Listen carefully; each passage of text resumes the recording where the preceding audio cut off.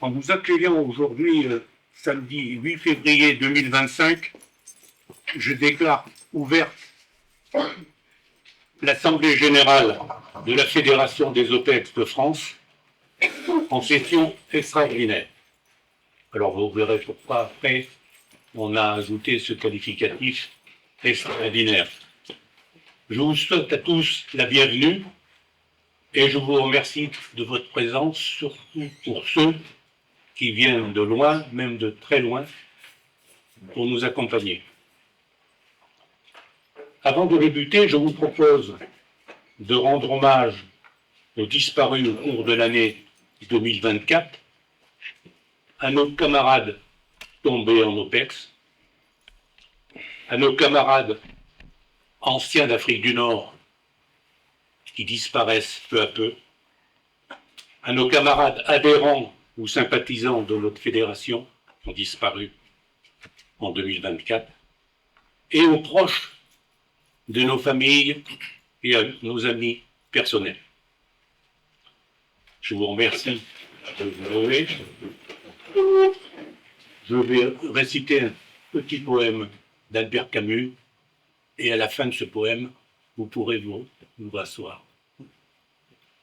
Soldats, nous avions l'habitude d'attendre, mais peu à peu, nous découvrons que leur rire clair, nous ne l'entendrons jamais plus. Nous découvrons que ce jardin-là nous est interdit pour toujours. Alors commence notre deuil véritable, qui n'est point déchirant, mais un peu amer. Rien jamais ne remplacera nos camarades disparus. Je vous remercie.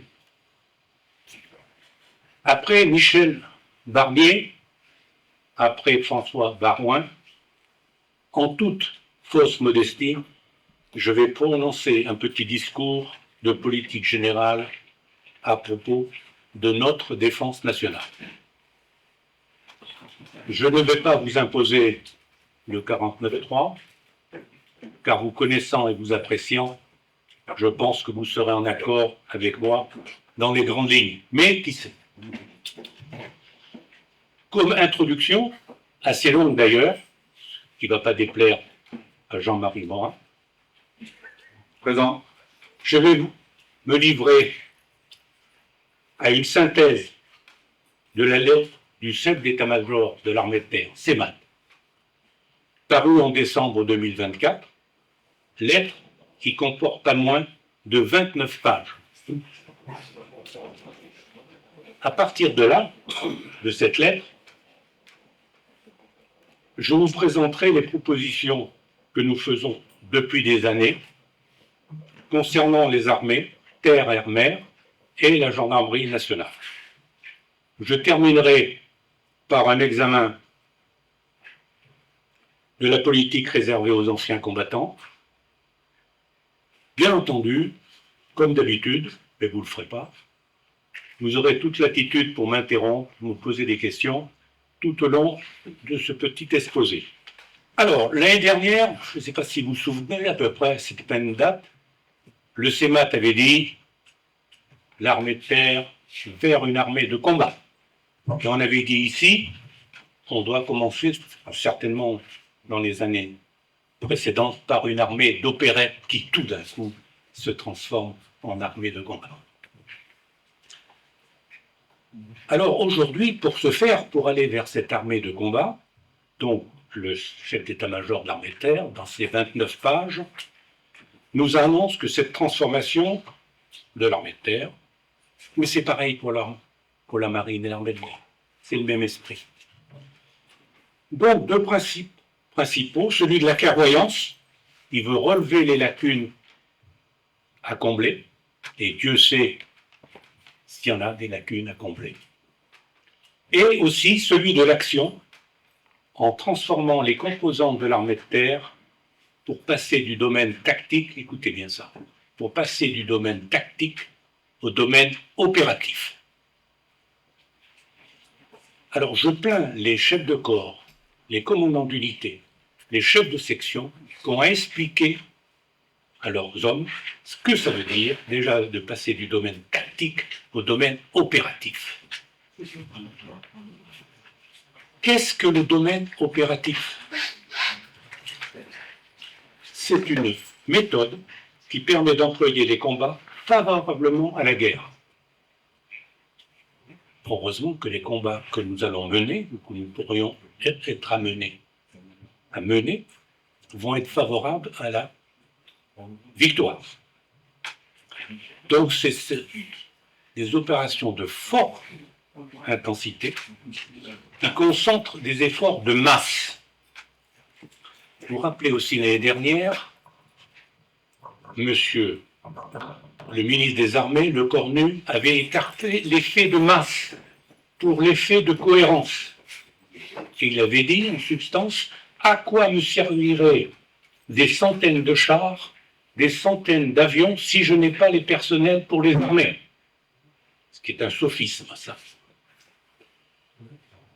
Donc, il veut nous faire passer de la tactique que nous ne maîtrisons pas à un art opératif qui est flou.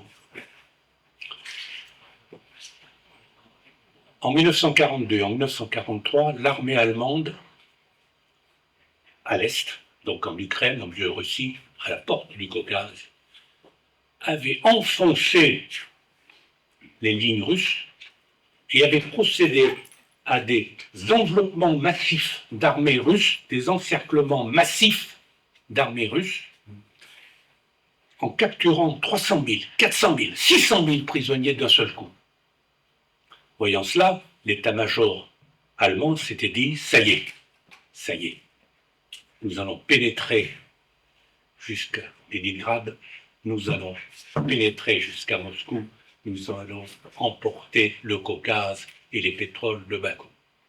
Ça y est, la victoire est là.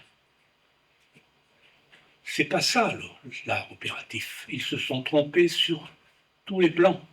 Ils ont méconnu la résistance en profondeur des Russes, ils ont méconnu le renseignement et la désinformation au propos des forces russes, qui étaient toujours sous-évaluées. C'est pas ça l'art opératif. Par contre, les Russes, eux, à contrario, ils ont opéré l'art opératif. Ils savent le faire, et d'ailleurs, c'est ce qu'ils font déjà en Russie. L'art opératif, pour les Russes, c'est une succession de combats échelonnés dans le temps et dans l'espace. Et c'est une combinaison d'activités terrestres avec des manœuvres offensives, défensives, de dispersion, de diversion, appuyées par des raids aériens massifs et continus sur la profondeur des différents fronts qui s'étalent de la Baltique à la mer Noire, 3000 km de front, avec des frappes massives et continues et régulières d'artillerie lourde en profondeur, en maîtrisant les flux logistiques que ne fait pas l'armée allemande, en maîtrisant les flux logistiques et surtout en employant toutes les forces pour renseigner sur l'ennemi et toutes les forces pour désinformer l'ennemi. À partir de là, la tactique est mineure. Ce qu'ils veulent, eux, c'est emporter des pans entiers, quelles que soient les batailles gagnées de ci, de là, parce qu'ils ont cette vue opérative du champ de bataille.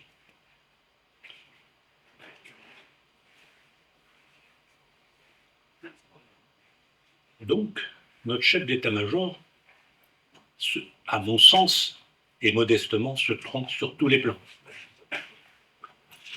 L'art opératif aussi doit s'appuyer sur une population fidèle. Il doit s'appuyer sur une industrie dédiée à l'industrie de guerre, en transformant les industries existantes, automobiles, ferroviaires, aéronautiques civiles, en une masse d'industries de guerre. Population civile, industrie de guerre, renseignement au plus haut point. Sur tous ces plans, le chef d'état-major ne peut pas remplir tous ces aspects-là. Il ne peut pas les remplir. Nous n'avons pas une industrie de guerre. Nous n'avons pas transformé nos industries en une industrie de guerre. Nous exportons plus de matériel de guerre que pour nos forces. Notre population n'est pas embrigadée, moins qu'on puisse dire. Elle n'est pas fidèle. Nous avons un ennemi intérieur. Nous ne pouvons pas compter sur la population de gré ou de force pour accompagner les armées dans un vaste mouvement opératif qui n'a pas lieu d'être d'ailleurs. Parce que est-ce qu'un mouvement opératif, c'est un mouvement de conquête? Nous voulons conquérir la Pologne? Nous voulons conquérir l'Ukraine? Nous voulons passer en Russie? C'est ça l'art opératif. Nous, si on est attaqué, ça sera un art défensif, essentiellement. Et surtout, un art de renseignement qui nous manque. Nous n'avons pas su découvrir, il y a 3 ans, que les Russes allaient attaquer l'Ukraine. Nos services de renseignement ont été nuls sur ce point-là. Nous n'avons pas su, en Afrique, quelques jours, il y a quelques semaines, que tous les pays africains allaient nous rejeter.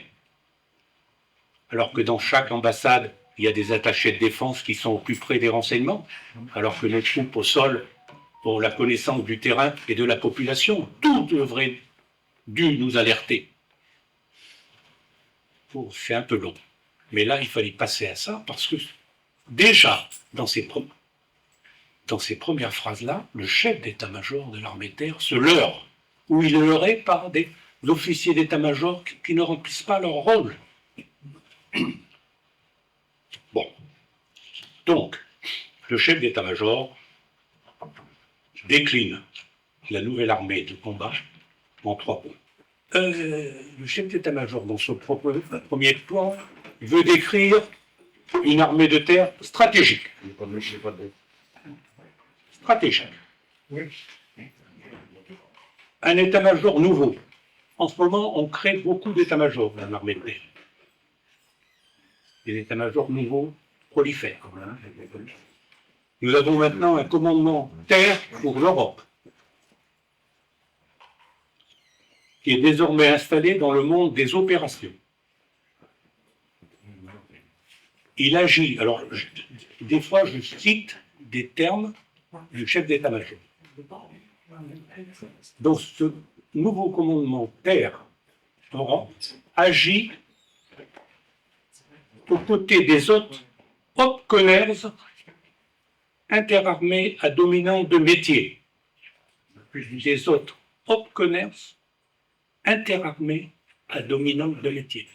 Ce qui veut dire, tout simplement, l'armée de l'air et la marine. Hauptkommers, c'est les anciens, c'est la dénomination, autant pour dire commandement à haut niveau, Hauptkommers, à dominante de métier. Au lieu de dire tranquillement marine et armée de l'air, alors vous vous rendez compte, le chef de section, lui, qui a 30 mètres là, il va leur dire ça. Alors, alors écoutez bien maintenant, ce commandement terre centre-Europe, il a autorité sur plus de 2500 hommes, écoutez bien les chiffres, engagés sur le front est de l'Europe. Nous avons 2500 hommes sur le front est de l'Europe. Vous vous rendez compte, la masse entre la Baltique et la mer Noire jusqu'en Roumanie, nous avons 2500 hommes. Et c'est présenté pour une couverture sur le flanc est. Dur. Si on lit ça, dur. Il porte, donc cet état-major de Centre-Europe, il porte une fonction d'expertise des opérations terrestres vers le niveau stratégique pour l'ensemble des engagements aéroterrestres en Europe. Alors pour lui, l'Europe, pour l'instant, c'est un théâtre de compétition. Il va peut-être devenir un théâtre d'affrontement, mais pour l'instant, c'est une compétition sportive, certainement. Donc, vers une armée de terre stratégique. Nous n'avons pas dépassé le terme tactique, mais nous avons déjà une ambition stratégique, voire opérative. Pour ce faire, nous allons régionaliser les divisions. Il ne faut pas croire que nous en avons 36 des divisions. Hein, nous avons 2 divisions. Hein. Donc on va les régionaliser, nos divisions. On a 2 divisions. Dans le cadre de la transformation de l'armée de terre, la 3e division Marseille, on va créer une 3e division Marseille, a pris dès début 2024 et jusqu'en 2027 l'appellation division Monde. Il faut voir comment. C'est un échelon de cohérence et principal effecteur, pas opérateur, mais c'est effecteur. Il fait des effets, donc c'est un effecteur.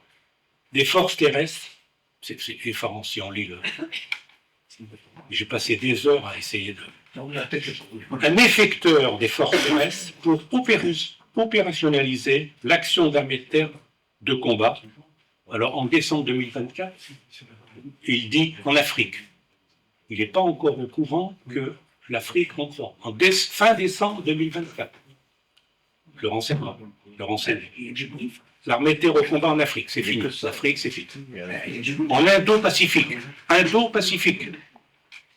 Dans le Golfe arabo-persique et en Amérique latine. Vous voyez, on a un temps.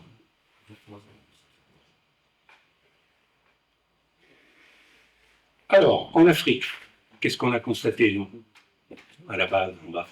C'est que le retrait forcé des armées françaises, forcé. On n'a rien prévu, rien organisé, on a été soumis. Donc, le Mali, le Niger, le Sénégal, le Tchad, Burkina Faso, puis peut-être le Gabon et même en Côte d'Ivoire, il nous restera au mieux, à la fin du premier semestre de cette année, 1500 hommes à Djibouti. En vrai.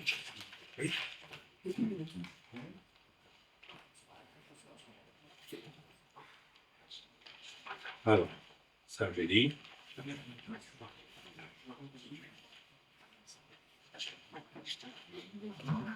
Alors, deuxième paragraphe de la présentation de la lettre du CEMAC, encore 3.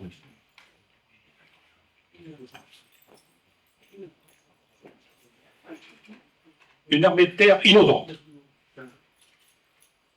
Le premier jalon opérationnel vers une composante terrestre réactive, puissante et endurante.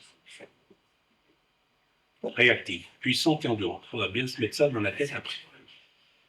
Consiste à disposer en 2025, d'une brigade de combat modernisée, dite bonne de guerre. Bonne de guerre. En 2025, on aura une brigade de combat modernisée, bonne de guerre. Comme on veut en créer 25, il nous faudra 25. Je plaisante. Mais je ne suis pas loin de.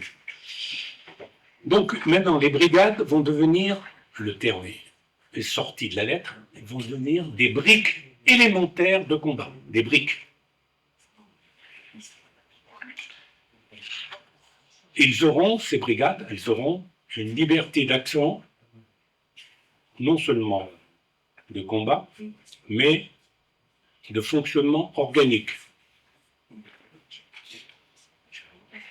Donc, pour lui, ces brigades auront beaucoup plus d'indépendance et d'action dans le domaine opérationnel et fonctionnel, en accord avec les bases de défense qui vont être réduites et leur volume renforcé par conséquent.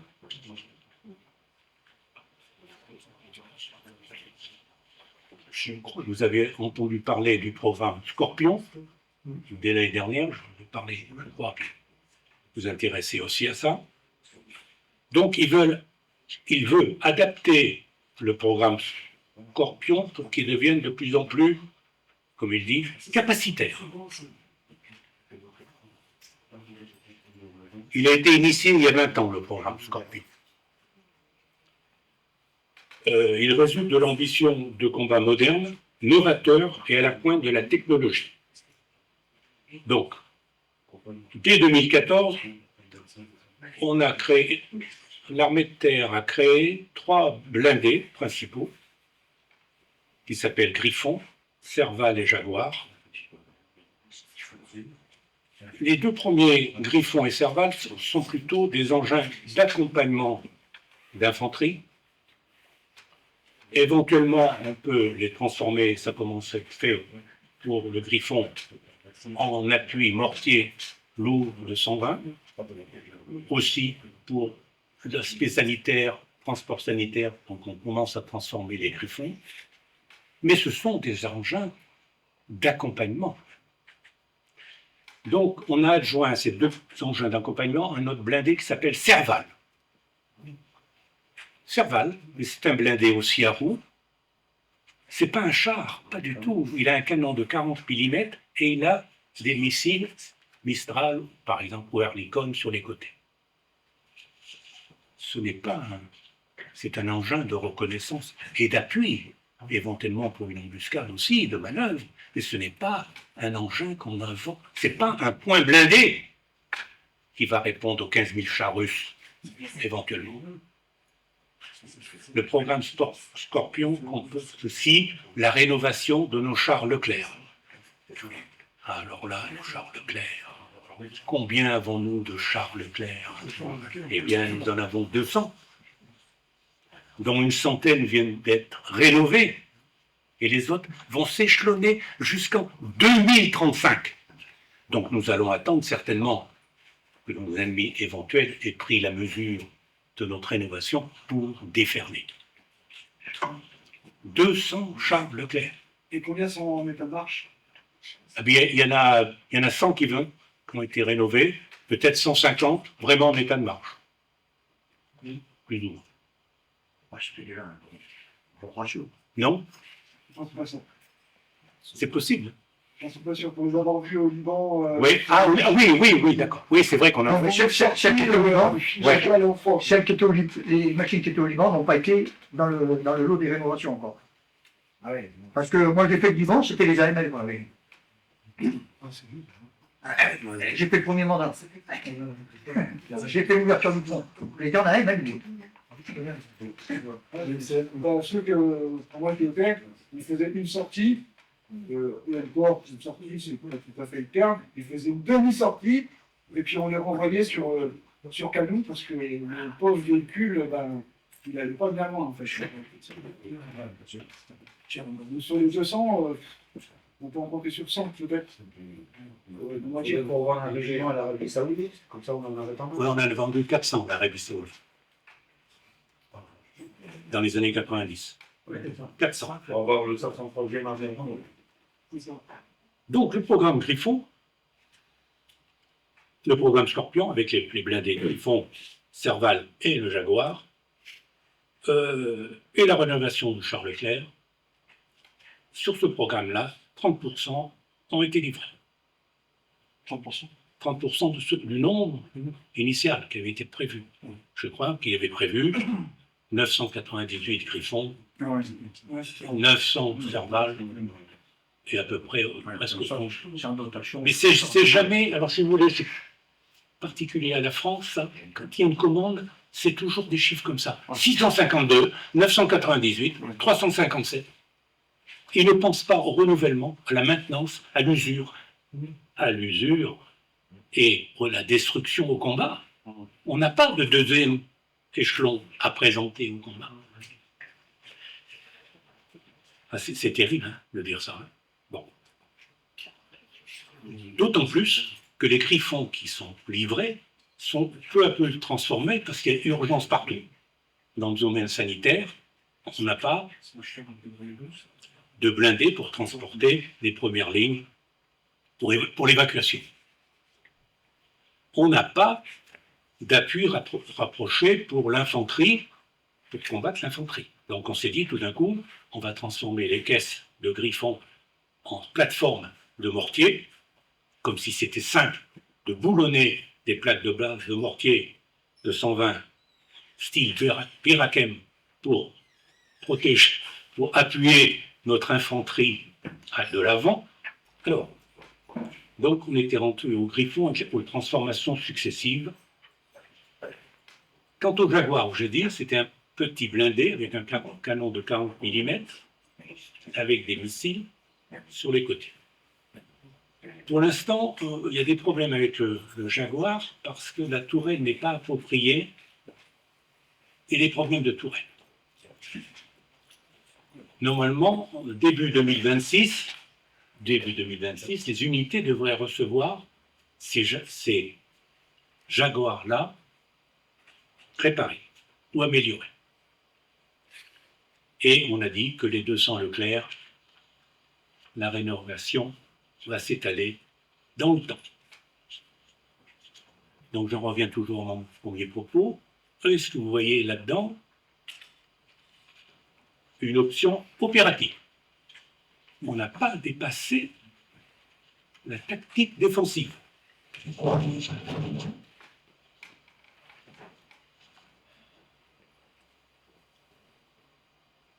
Alors, pour ce faire, l'état-major de l'armée de terre lance la démarche Athéna, qui veut dire le A, accélération, T, de la transformation, H, à hauteur, E, engagement, A, de l'avenir. Accélération de la transformation à hauteur des engagements de l'avenir. Alors je cite ici la phrase d'introduction. L'armée de terre veut répondre aux enjeux d'une accélération du rythme technologique sans précédent, impactant fortement la conflictualité. Impactant. Déjà, impacter, en français, je ne pense pas qu'on puisse employer le verbe impacter, on peut dire impact d'un projectile, mais on ne peut pas. Bon, mettons. Impactant fortement la conflictualité. Donc le chef de section, lui déjà, il va réfléchir plusieurs nuits pour comment se passer. Donc on a créé pour ce faire un nouveau commandement. Nouvel état-major. La création du commandement du combat futur. Nouveau commandement des capacités qui incarnent cette mise en mouvement. Donc toujours le IAUS. Ce mouvement vise à dynamiser la transformation de l'armée de terre dans les domaines techniques et tactiques. N'oublions pas qu'Athéna, c'est la fille de Zeus et la déesse de la guerre.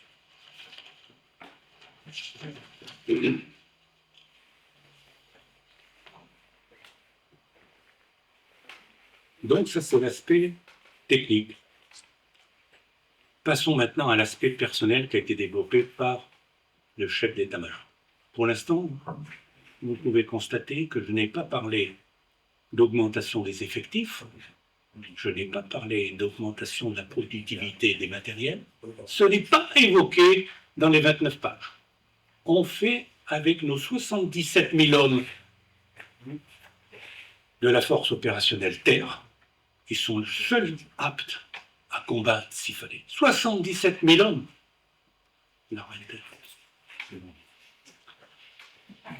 Donc, le chef d'état-major, partant de là, veut une armée de terre soudée, acteur de la cohésion nationale.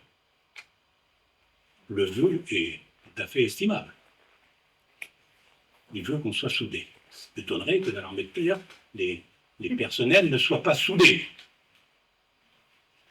Et c'est un acteur de la cohésion nationale. Mais encore faut-il lui donner les moyens d'agir envers la cohésion nationale et que l'armée de terre soit reconnue par la population. Donc il dit, dans un contexte politique, économique et social tendu, quand même, l'armée de terre renforce sa politique jeunesse pour développer l'esprit de défense et la cohésion nationale. Donc il évoque la journée défense et citoyenneté, qui dure un jour, vous savez, au cours de laquelle on met des modules supplémentaires, secourisme. Les classes de défense, les expériences immersives pour les stages de seconde, les périodes militaires, les volontaires, service civique. Attendez, un service civique, c'est vrai. 100 volontaires ont été recrutés pour 4 mois en 2024 au 35e mairie de Belfort. Par exemple, il cite ça. Et surtout, le CEMAT cite les Jeux Olympiques de Paris, qui ont donné l'occasion d'expérimenter une nouvelle offre d'engagement souple et de courte durée. Par exemple, des volontaires ont sécurisé le stade appelé Caporal Alain Mimoun. Ça, c'est le jeu que, maintenant, le résultat au point de vue des réserves. Pour l'instant, nous n'avons pas parlé d'effectifs. La réserve opérationnelle, vous savez qu'il y a une réserve citoyenne et la réserve opérationnelle. Elle est conçue pour faire face aux défis stratégiques. Intégrée aux unités d'actifs, elle est avant tout une réserve d'emploi. À l'été 2024, les réservistes ont représenté 15% de la force terrestre déployée pour les Jeux Olympiques. Ça, c'est le grand focal, c'est les Jeux Olympiques. La réserve de l'armée de terre représente 60% de la réserve des armées, l'âge moyen de 39 ans. 47% moins de 20 ans, 35% sont des étudiants, 55% en activité professionnelle, 20% sont des femmes. Bon, tout ça, c'est du délayage. À l'horizon 2030, il y a toujours des horizons. L'ambition est d'avoir 48 000 réservistes. 2030. Afin d'atteindre cet objectif, l'armée de terre s'appuie sur le niveau brigade. Maintenant, on ne parle que du niveau brigade. Pour générer 6 bataillons de réserve au sein des brigades interarmées, créés en 2024, 6 bataillons, 6, puis 6 bataillons supplémentaires en 2025 au sein des brigades spécialisées, comme brigade logistique. Actuellement, si vous voulez faire un point sur la Bretagne compte 3500 réservistes. L'objectif pour 2030, toujours, dans 5 ans, est de 5000. On verra après les solutions.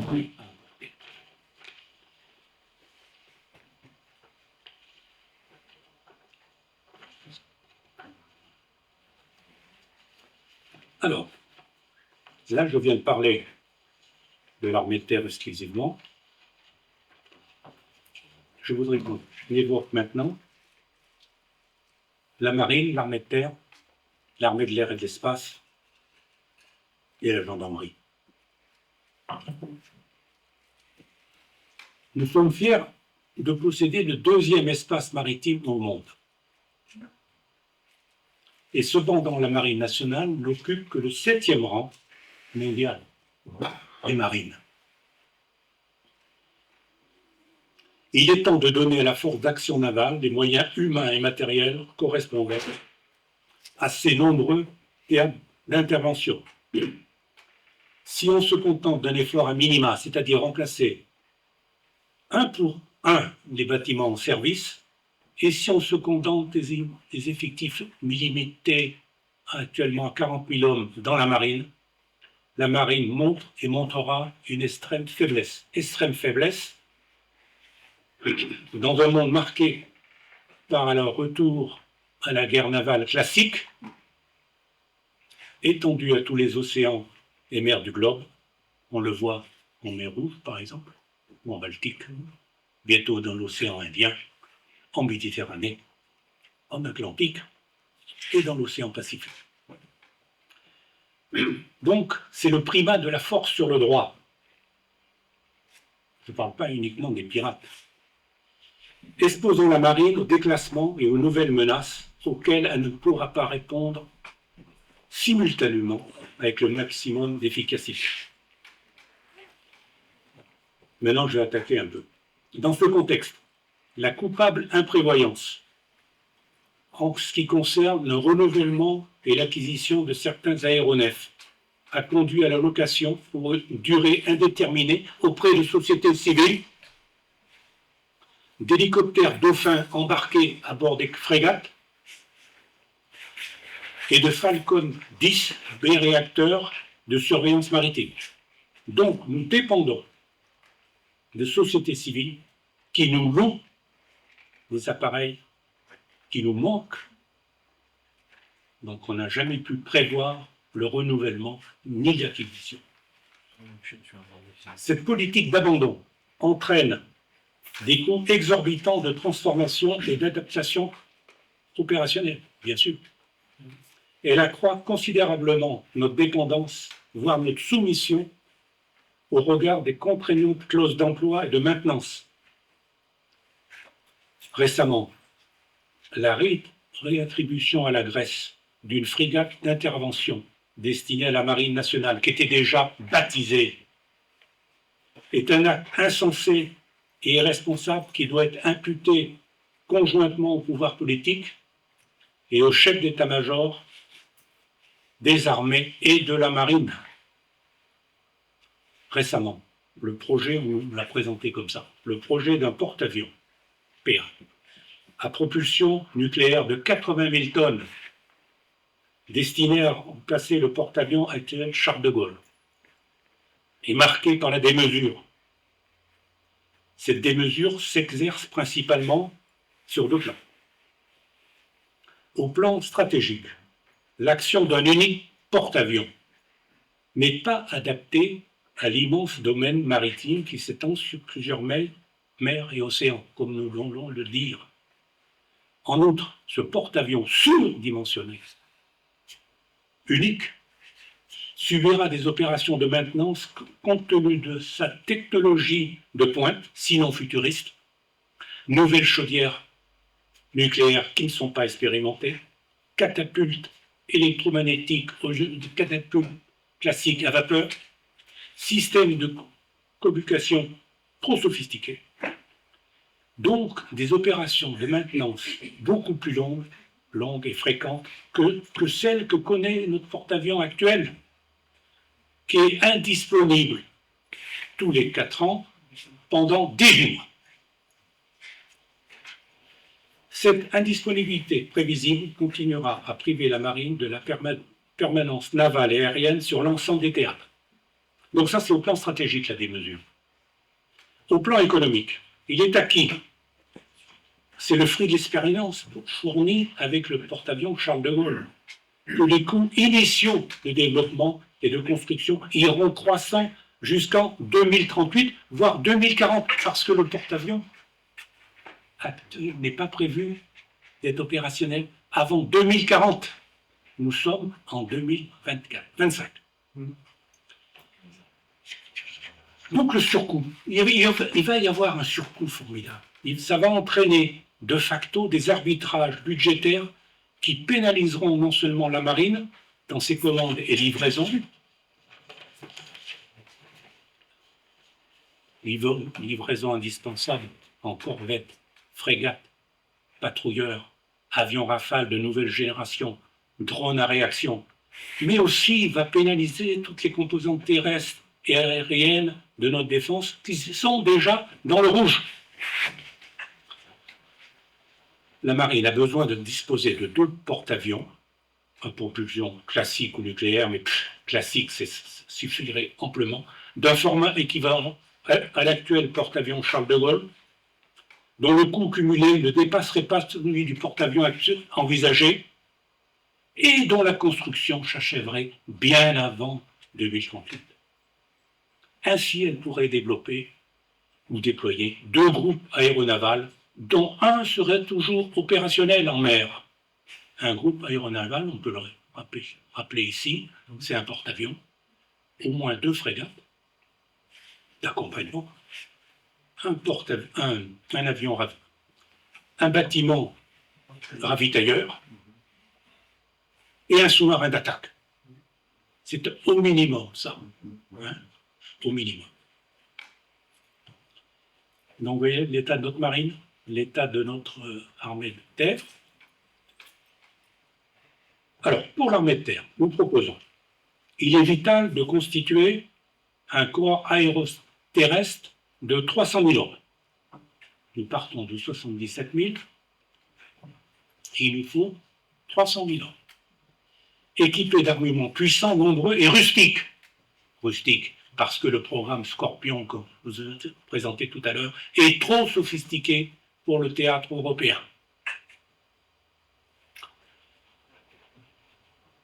Par exemple, le blindé Griffon, un système directionnel, toutes les roues sont directionnelles du blindé Griffon. Ça entraîne des développements hydrauliques, des rotules supplémentaires, une fragilité exceptionnelle.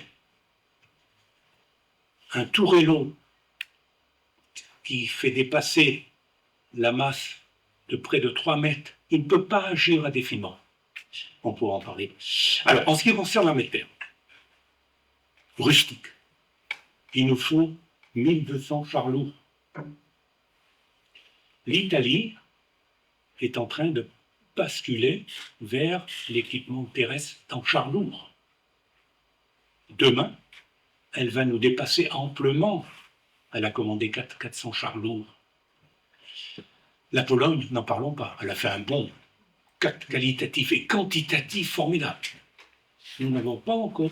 L'Italie, ils vont se fournir où Je crois que c'est en Allemagne, je crois qu'il va prendre des chars Léopard. Ah oui, c'est d'accord. Chars Léopard 2.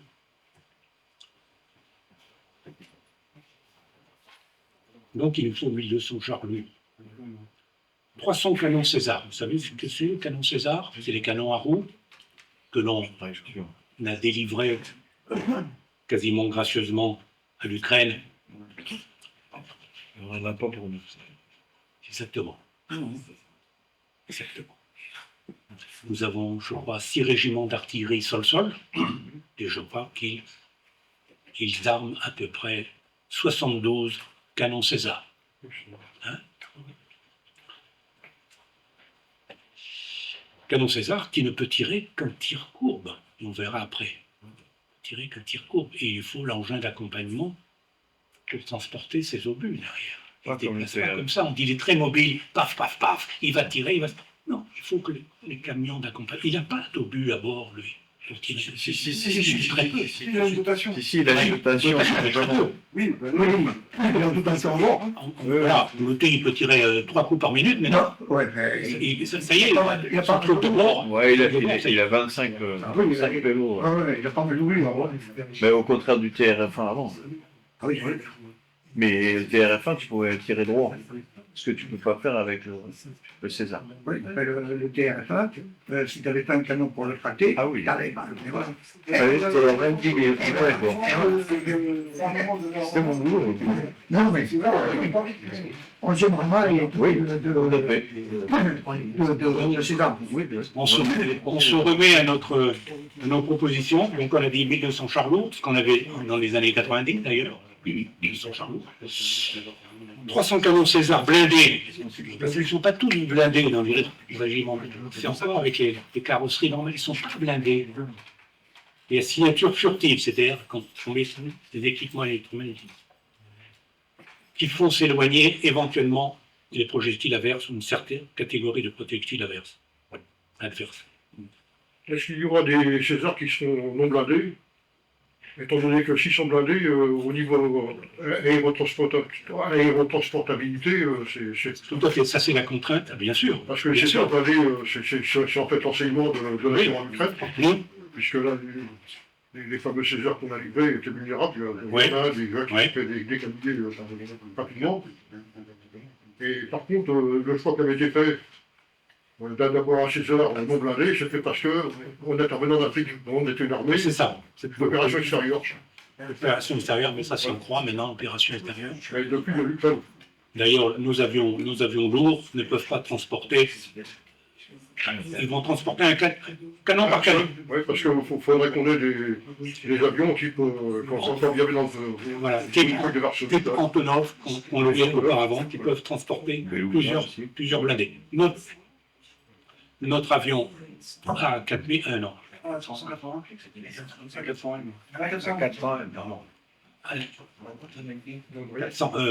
AM400. Ah, ouais, 480.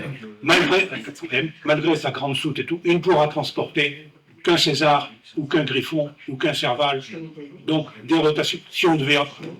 Mais comme on n'est pas dans une posture offensive et qu'on n'a plus d'opérations en Afrique, notre avion de transport suffit très bien pour transporter les autorités. Donc, il nous faut tout ça, et il nous faut aussi nous voter 300 canons automoteurs chenillés de 150 mm. Alors, ces canons automoteurs, c'est tout à fait différent du canon César qui est à roue. Ils sont à chenilles, ils ont une casemate, ils transportent leurs 40 coups dans la casemate, l'équipage est protégé. Ils peuvent effectivement faire des tirs courbes à distance moins longue que le César, de pénétration, jusqu'à 20 km environ. Le César peut tirer jusqu'à 40. Mais, et surtout, eux, ils peuvent servir de chasseurs de chars, c'est-à-dire qu'ils peuvent accompagner les chars lourds dans un point blindé pour enfoncer un coin du front. Ils peuvent donc accompagner les chars lourds et faire les deux fonctions, artillerie lourde et destructeur de chars. Il nous faut aussi 300 mortiers de 120 mm pour accompagner l'infanterie au plus près. 300 lance-roquettes multiples. Là, en lance-roquettes multiples, on est déphasé, je crois qu'on en a 12. C'est les lance-roquettes, vous savez, hors de Staline, qui saturent le champ de bataille, qui effraient les combattants. Cet ensemble-là formerait le fer de lance du corps aéroterrestre. Cet ensemble bénéficierait également de 300 hélicoptères de transport, de manœuvre et d'appui, ceux au sol, type Tigre au sol. À un moment donné, l'année dernière, le chef d'état-major de l'armée de terre avait dit « Ah, mais j'ai plus besoin de tigres. Maintenant, il y a les drones, tout ça. J'ai plus besoin de tigres. Non. Trop de maintenance, et puis non. Maintenant, il y a les drones qui arrivent, qui vont faire. On est revenu à ça. Donc, on va maintenir les 51 tigres que l'on a en opération. Il nous en faut 300. Il faut aussi effectuer des manœuvres d'un point à un autre sur le front. Donc il faut des hélicoptères de manœuvre. Il faut aussi que ce corps soit protégé en permanence par une défense antiaérienne et une défense anti-char en conséquence de son volume. Il est pertinent de penser qu'en complément des systèmes Crotale. Alors le système Crotale, c'est un système antiaérien de courte portée qui protège le plus souvent les bases aériennes. Mais on s'est dépoilé de tout ça pour le livrer à l'Ukraine. Ici, si vous voulez, je ne fais pas preuve de défaitisme. J'essaye de vous présenter les choses telles que nous les ressentons tous, mais à la lumière de la lettre du CEMAC, j'ai été percuté. Donc, nos missiles anti-chars, nos missiles anti-aériens sont notoirement insuffisants, et c'est un euphémisme.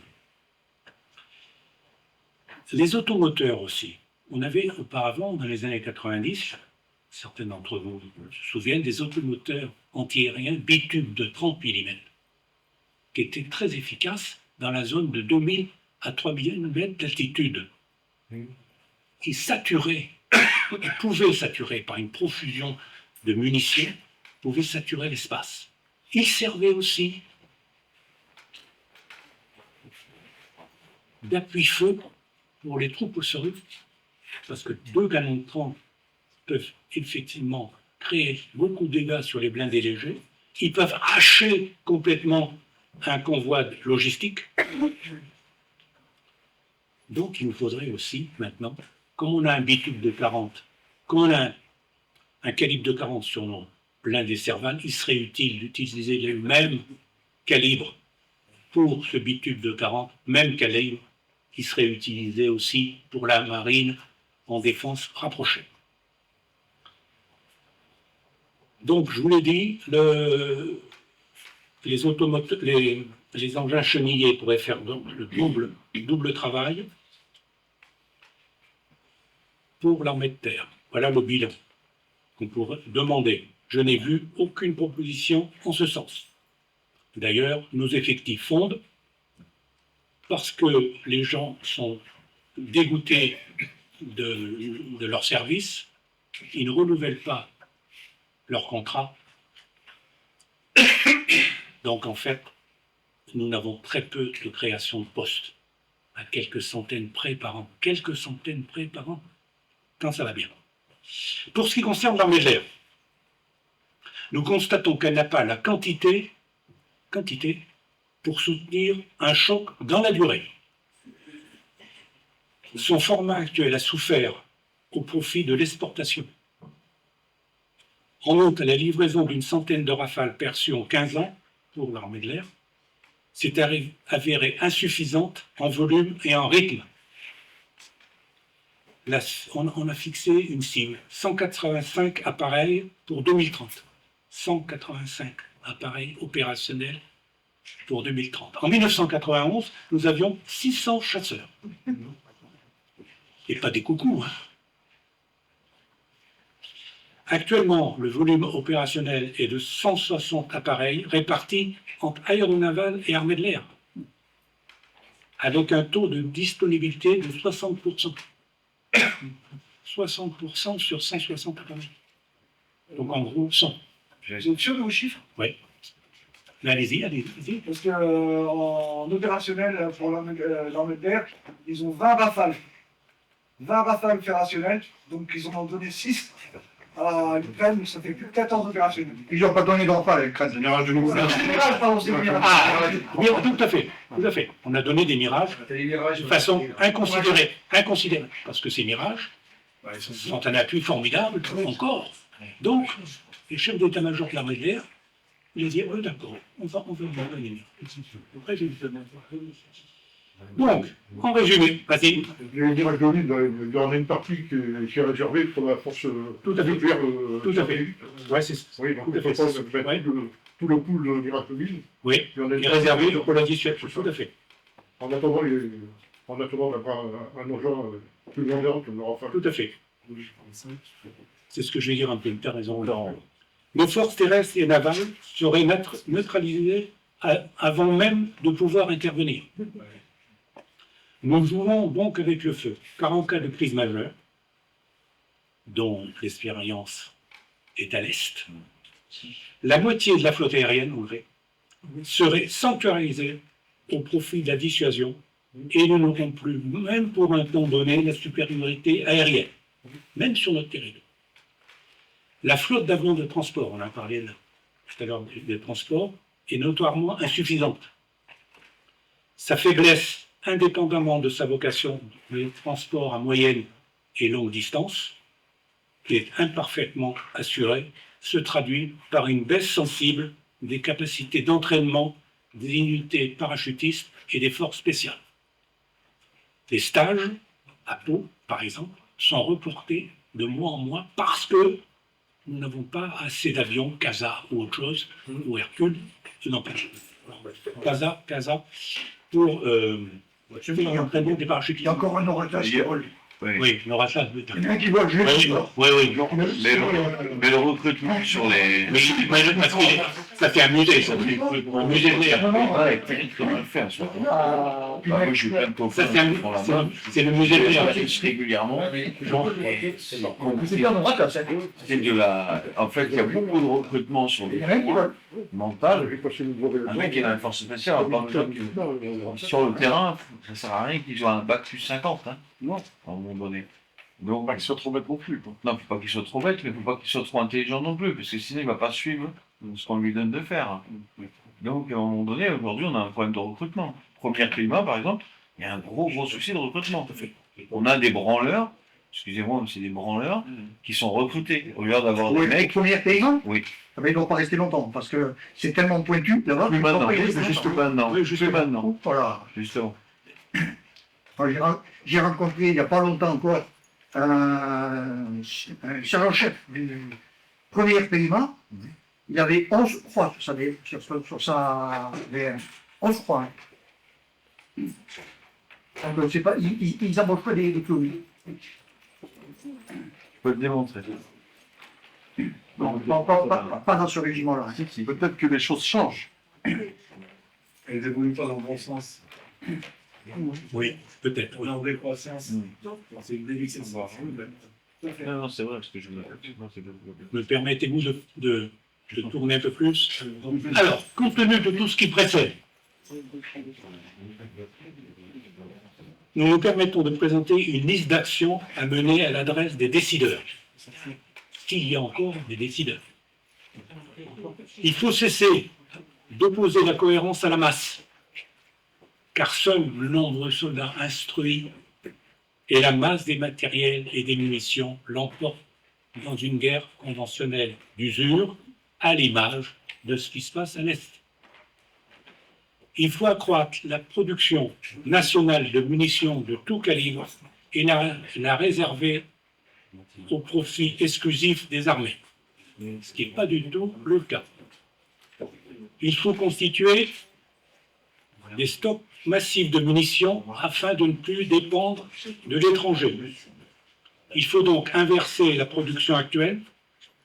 Nous exportons 80% et nous réservons pour la dotation des armées 20%. Et il faut absolument inverser les choses.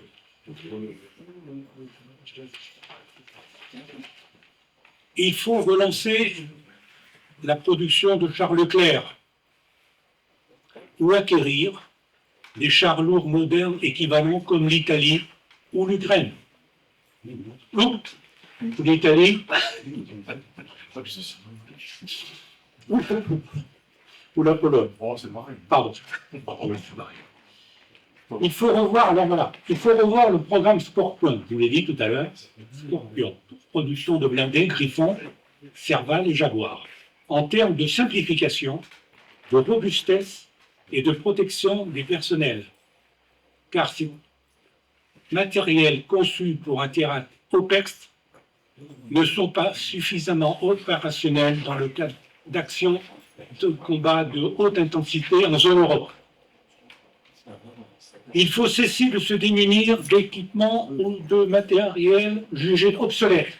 On les juge obsolètes, le pouvoir politique et les chefs d'état-major les jugent obsolètes, comme par exemple les blindés de reconnaissance et d'appui AMX 10 RC pour roues-canon. Je ne sais pas si vous avez vu déjà ces blindés-là. C'est une super machine. C'est une super Vous avez vu?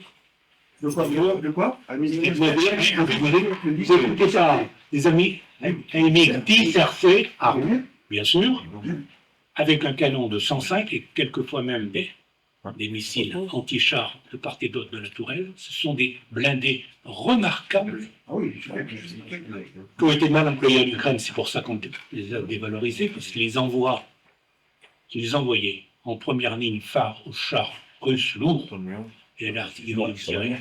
Donc ils ne sont pas faits pour ça. Ils sont faits pour des missions de reconnaissance et des missions de piqûres de guêpe, d'embuscade. C'est eux qui ont remplacé les AML. Voilà, qui ont remplacé les AML. Ce sont des blindés très rustiques. D'ailleurs, ils sont employés par la 27e brigade blindée, au régiment de chasseurs, je ne sais plus comment il s'appelle, le chasseur, 4e chasseur. Voilà, oui, les AMX 10 RC. Et ils servent actuellement de manœuvre en hiver, là, et ils se débrouillent. Donc, dans le cadre d'une défense opérationnelle du territoire qu'on devrait remettre, ce seraient des blindés très nécessaires à notre défense sur notre territoire. Mais on les a livrés, on en livre à l'Ukraine. Donc Ces blindés-là, au sein d'une DOT, donc Défense opérationnelle du territoire, seraient très utiles en cas d'intrusion ennemie. Action de retardement, piqûre de guêpe, embuscade, appui des troupes à l'avant. On a livré aussi 400 véhicules de l'avant blindés, VAB, et quelques véhicules blindés légers, VBR, mais surtout des VAB, VAB, véhicules à roues, qu'on a beaucoup employés en Afrique. On les a livrés, après les avoir bichonnés, rénovés, commercialisés à l'Ukraine. Donc, tout ce matériel-là, qui aurait pu servir aussi de pièces détachées, de maintenance pour ceux qui subsistent, non, on les a livrés. Il faut cesser de démunir les armées, alors ça, en prélevant dans leur rang des systèmes d'armes complets. Ça, c'était le matériel d'occasion. Mais on livre aussi des canons César, on l'a dit, des avions Rafale. Non, mais pas pour l'Ukraine, mais on en livre ces avions Rafale. Ça fait même partie de notre exportation massive. Des missiles anti-chars et anti-aériens, et malheureusement aussi des frégates multimissions FREM ou d'intervention FDI. On en livre au Sénégal, au Brésil, alors qu'il nous en faudrait au moins 17, je crois qu'on en a 13 en opération. Donc ça c'est pour le matériel. Et au plan des personnels, on l'a un peu évoqué là, il faut accélérer le recrutement et tripler les effectifs par des mesures d'accompagnement social et matériel de grande ampleur. Le social. Il faut fidéliser les personnels en place et les conforter dans une armée renforcée dans toutes ses composantes dont ils seraient fiers d'appartenir. Et je ne suis pas sûr que ce sentiment-là soit partagé. Il faut doubler en conséquence tous les régiments d'actifs par des régiments de réserve, tous doublés. Dérivés, comme ça se passait dans les années 80, 90. Chaque régiment d'actifs avait un régiment de réserve à côté, avec un chef de corps, des cadres, et tout le monde, avec le régiment d'actifs, faisait des mouvements d'ensemble, avait une cohésion sous le même drapeau. Le régiment présenterait les mêmes caractéristiques en termes de formation, d'instruction, d'entraînement, d'effectifs, d'armement et dispositions matérielles et sociales. Donc il faut payer beaucoup plus les réservistes. Il faut les former, ces réservistes. Il faut les instruire, il faut les fidéliser. Et il ne faut pas reporter les échéances à 2030, 2035, 2048. Enfin, et peut-être surtout, il faut exiger que le pouvoir politique et les chefs d'état-major, pour l'instant, on attaque toujours le pouvoir politique. Ah, le président de la République. Ah, le Premier ministre. Ah, le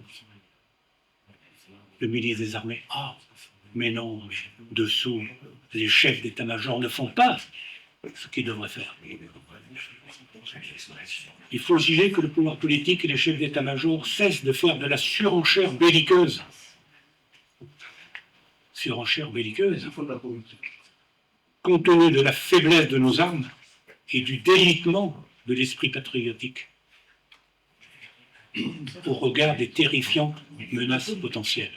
Tout à l'heure, on a parlé de l'art opératif. Eh bien, nous ne pourrons pas le faire parce que nous avons la faiblesse des armes et on a le délitement de l'esprit patriotique qui est inhérent à la méthode opérative. À ce prix-là seulement, il pourrait faire mentir cet adage. Seuls les va-nu-pieds sont des battants en guerre. La prise en compte trop tardive de l'éventail des menaces, l'inadéquation du budget de la défense sans cesse remis en cause, dilué dans le temps, amendé à la baisse, entraînant de facto des arbitrages douteux, ont conduit notre pays dans une impasse tragique. Le budget actuel représente 2% du PIB. Si l'effort n'est pas porté à 4% demain, quoi qu'il en coûte, on a déjà entendu ces phrases-là, quoi qu'il en coûte, afin de développer à marche forcée une économie de guerre capable de permettre à nos forces armées de mener avec succès un combat de haute intensité dans la durée. L'Ukraine combat, la Russie combat depuis 3 ans un combat d'intensité de grande usure. Il est certain qu'à compter de 2025, nous y sommes. Si nous sommes impliqués dans un conflit majeur, nous n'en sortirions pas vainqueurs. L'extraordinaire faillite de notre outil de défense, dans toutes ses composantes, on a essayé de le montrer, terre-armée, est due au conformisme et à la sclérose entretenue conjointement depuis plus de 30 ans par les autorités politiques en charge de la défense nationale, mais surtout par les chefs d'état-major successifs auxquels il ne faut pas manquer d'associer les chefs d'état-major particuliers auprès du président de la République. Le président de la République a un chef d'état-major particulier à 5 étoiles. Quelquefois c'est un général de l'armée de terre, quelquefois c'est un marin, quelquefois c'est l'armée de l'air. Eux, ils sont en prise directe avec le pouvoir politique, ils reçoivent toutes les informations et ils ne transmettent pas et ils n'influent pas la politique. Ils ont 5 étoiles, ils sont arrivés au bout, ils peuvent faire preuve de courage. Ils ont fait preuve de courage quand ils étaient capitaines au combat, quand ils étaient colonels, mais capitaine de vaisseau. Mais maintenant qu'ils sont aux prérogatives en haut, ils sont éteints, ils sont timorés.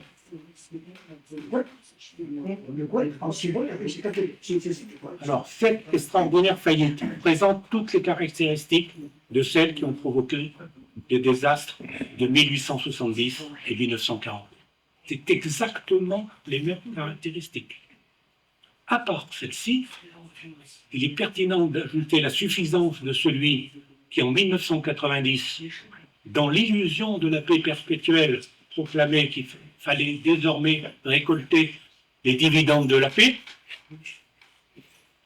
et de l'autre, son inconséquence en 1996 pour décréter la suppression de la conscription. Tous ces faits-là, vous voyez, je ne les ai pas retenus dans la lettre du Sénat. Je vais poursuivre, même si on en est un peu en retard, je voulais vous parler quand même de la gendarmerie nationale. C'est une partie de nos forces armées. En 2018 déjà, lorsque le directeur de la gendarmerie nationale, un général d'armée, Rodriguez, il s'est présenté au Sénat, il a été convoqué devant une commission de la défense, et à partir de là, il avait développé ses projets.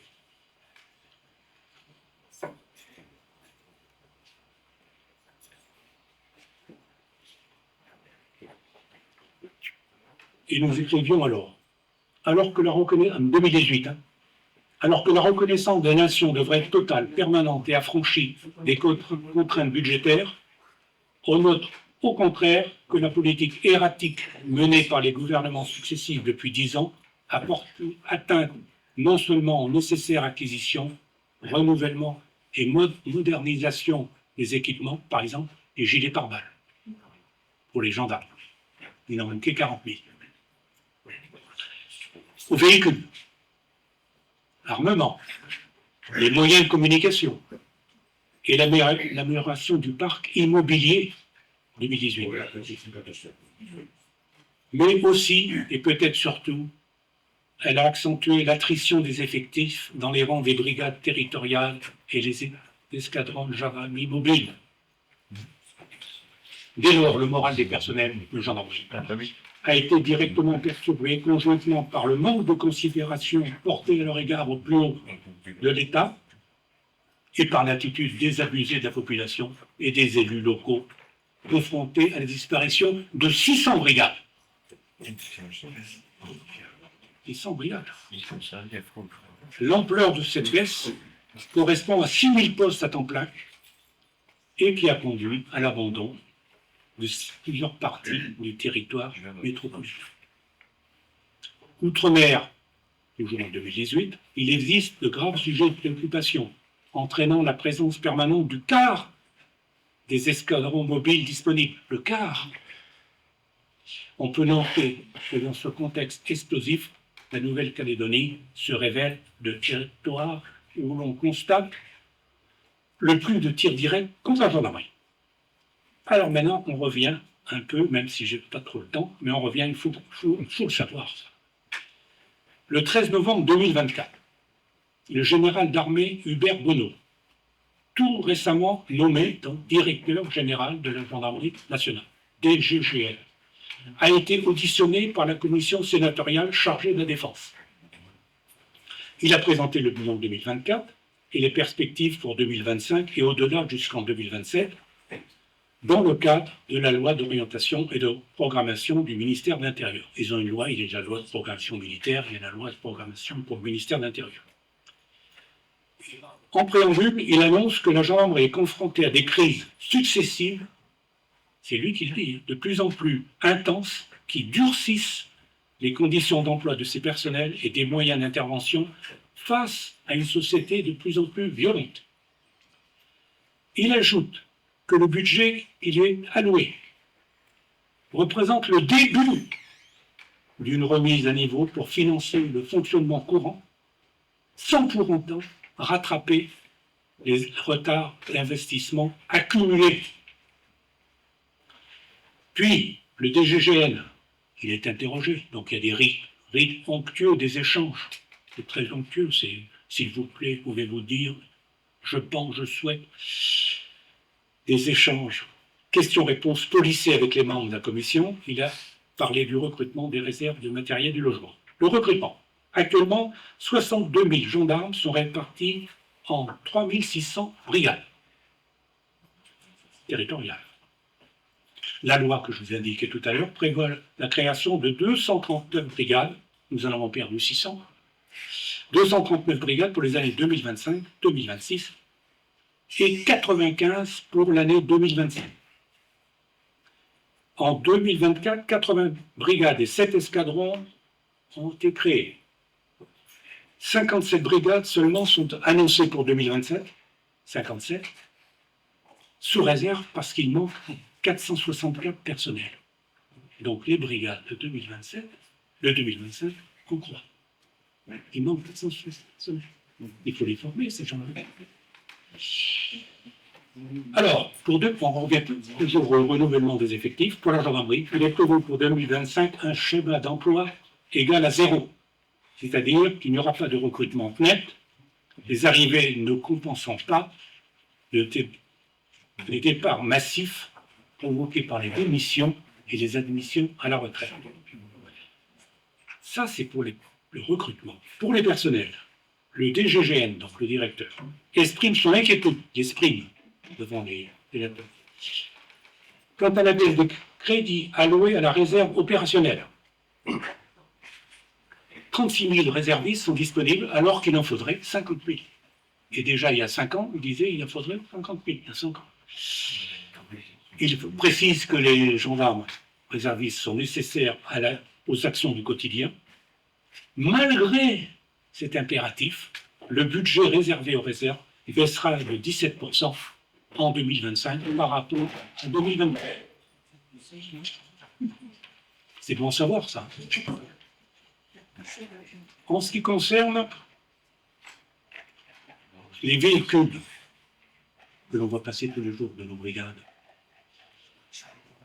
pour assurer le renouvellement des véhicules des brigades, il en faut 3 650 par an. C'est prévu, c'est acté, on le sait. En 2025, il est prévu d'en avoir 1850 pour 3750.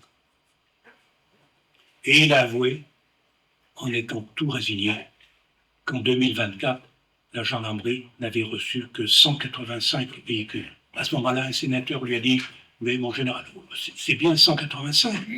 Oui, c'est 185 véhicules.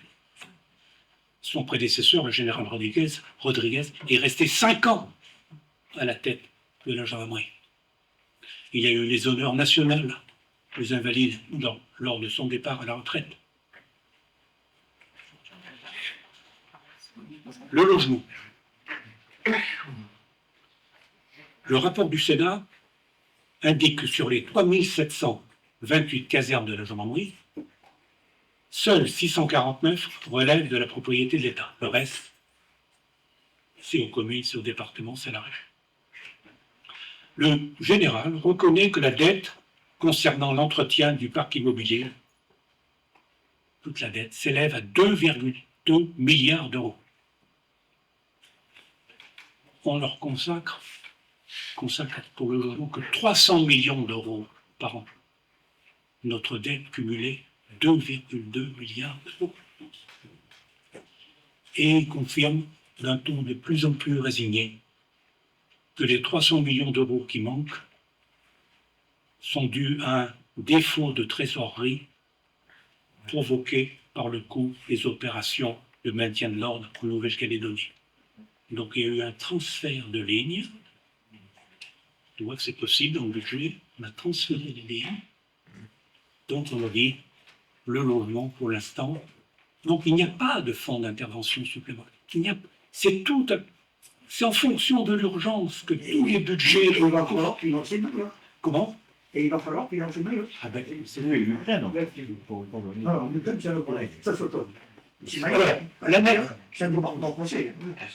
oui. L'analyse de cette audition confirme que le budget alloué à la gendarmerie n'est jamais à la hauteur de ses besoins de fonctionnement et d'investissement.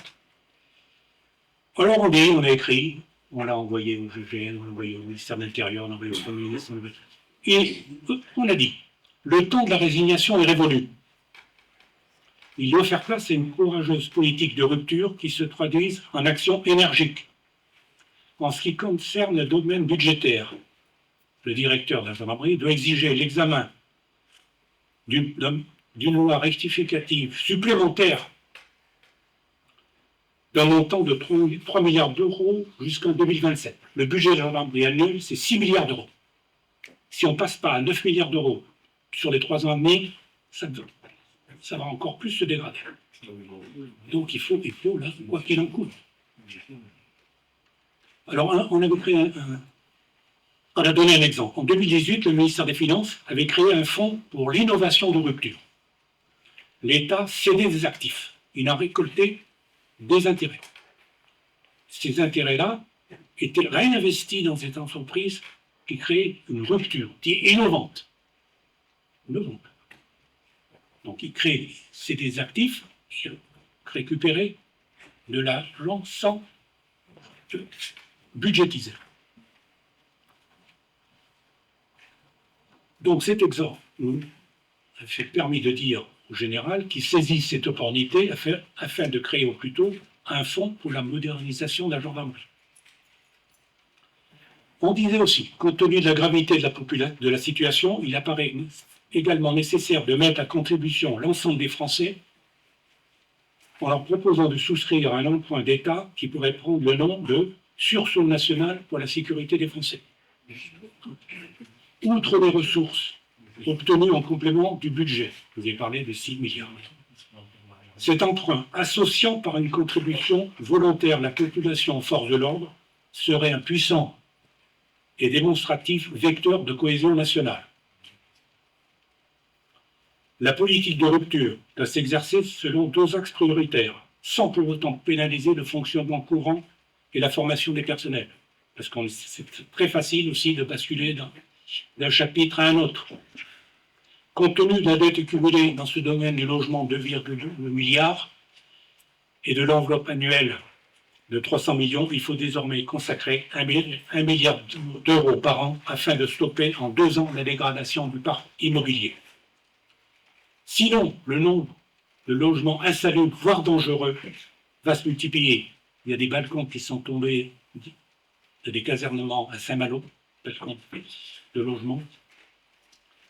À Orléans aussi, insalubres, à la limite de hygiène, on n'en parle pas, des prises électriques à vif, effarants. Car la question du logement est primordiale pour le moral des personnels, des familles et des personnels qui travaillent dans les locaux quotidiennement. Pour le renouvellement du parc automobile, Savez-vous que quand la gendarmerie achète un véhicule, elle est soumise au malus, elle n'est pas exonérée du malus. Ils ont acheté en urgence, toujours à l'arrache, en Guyane, en 2024, des 4x4 au prix de 100 000 euros. Et on les a massacrés avec le malus. Et le directeur de gendarmerie n'a pas moufté. Vous savez que la gendarmerie a touché aussi, en remplacement des vieux, on avait des vieux VAB, on a parlé des véhicules de l'avant blindés, et un groupement blindé à Satori qui était équipé de ces VAB pour le maintien de l'ordre. Ils ont souvent des pelles devant et des tourelles pour lancer du liquide. Donc on les a remplacés après 50 ans de maintenance exorbitante. On les a remplacés par des blindés qui s'appellent Centaure. Ce sont des blindés remarquables. Pour une fois que je ne vois le... Ils ont des performances remarquables. Seulement, on en a commandé 90. Et comme un tiers de ces blindés est réparti outre-mer, ils sont usés avant l'âge. Il y en a déjà 5 qui sont au tapis en Nouvelle-Calédonie. Au tapis. Donc cette commande a été sous-évaluée pour des raisons de contraintes budgétaires. Il faut rappeler ici que 3 milliards d'euros ont été accordés sans tout faire rire à l'Ukraine, ce qui représente la moitié du budget de la gendarmerie. On recommande une deuxième commande de Centaure et on indique que sur les 400 blindés à roues qu'on a livrés à l'Ukraine, une centaine reconditionnés à peu de frais auraient dû être livrés à la gendarmerie afin d'assurer la protection et la sécurité des personnels. Je pense avoir fait le tour. Je voulais parler quand même rapidement des anciens combattants, parce que nos missions, vous l'avez compris depuis le début, les missions à la FOF, c'est ça. L'examen du budget pour relever les lacunes, l'examen de la défense pour proposer un corps aéroterrestre et une marine et une armée de l'air à la hauteur de la France puissance moyenne. Et aussi, le deuxième plan, c'est le deuxième volet, c'est la défense des anciens combattants. Le monde ancien combattant est tenu par le sentiment du devoir silencieux. On ne moufle pas. On est paralysé par l'éducation reçue et par la discipline inculquée lorsqu'on était d'actifs. Et ça nous reste, ça. Et cette attitude nous dessert d'autant plus qu'on est sans soutien médiatique, sans appui parlementaire, sauf quelques rares cas, et souvent trahi, malheureusement, par toutes les associations officielles courtisanes qui sont censées représenter et défendre le monde combattant. Donc nous constatons et nous déplorons que les anciens combattants sont les grands oubliés de la reconnaissance nationale, reconnaissance avec un grand R, qui a été portée par André Maginot et Georges Clémenceau.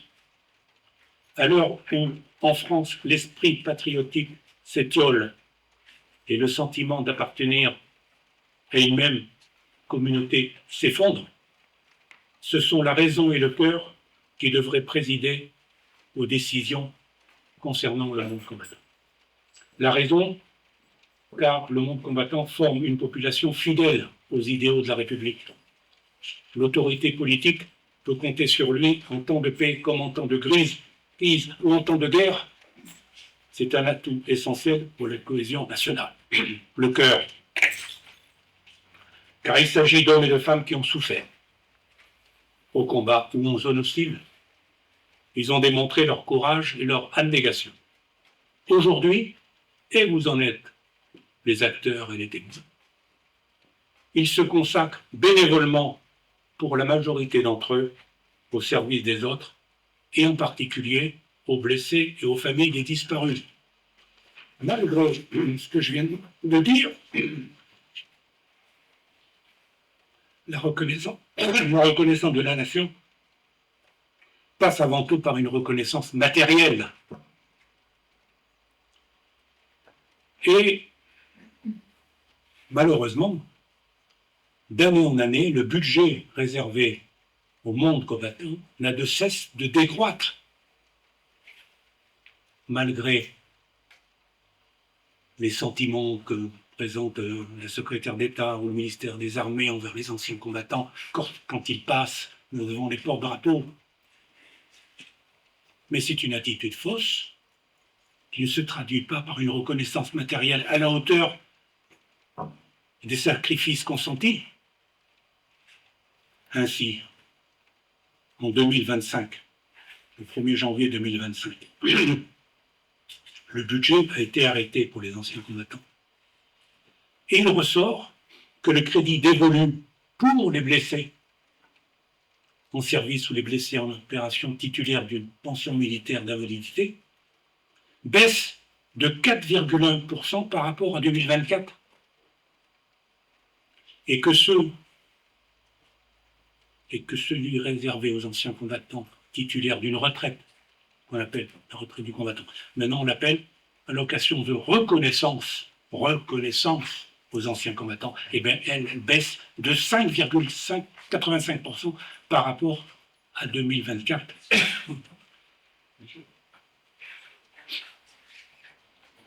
Voilà, je vous laisse juge de cette disproportion entre ce qui est démontré, ce qu'on veut montrer, qu'on veut médiatiser, et ce qui se passe au point de vue matériel, au pouvoir politique.